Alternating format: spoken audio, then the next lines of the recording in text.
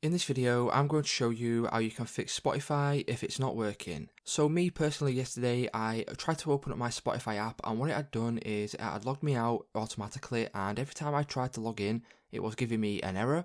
So how I fix this is simply heading over to my settings. Once you head over to settings, you will now need to find where your apps are. So if you scroll down, you should be able to see an option for apps. Open this up here and then you can either search for it or you can go ahead and scroll down. So search for Spotify. So Spotify, once you open up Spotify, as you can see, you can scroll down a little bit and then you will get an option for storage. Click on storage and then you have two options down there at the bottom. So one is clear data and one is clear cache. First of all, you can click on clear cache. And then what you need to do now is simply click on clear data. What this will do is it will clear all of the app data and log you out of your account. And then you'll now need to log in again once you have done this. So click on OK and then that will clear all of your data.